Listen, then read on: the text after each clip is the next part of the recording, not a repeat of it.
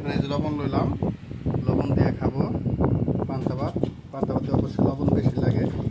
মরিচ লইছি, পেঁয়াজ লইছি, খায় দেখবো আজকে।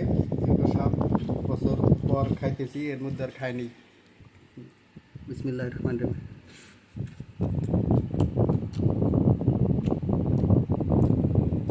এত স্বাদ কেরে সে থাকতো।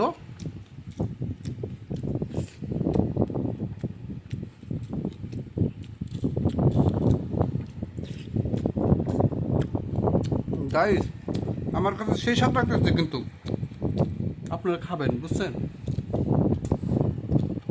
আগে তো জানি না এত স্বাদ যে পান্তা ভাত মরিচ দিয়ে পেঁয়াজ দিয়ে।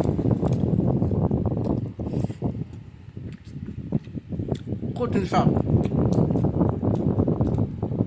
বিশ্বাস না করলে খায় দেখবেন, সেই স্বাদ।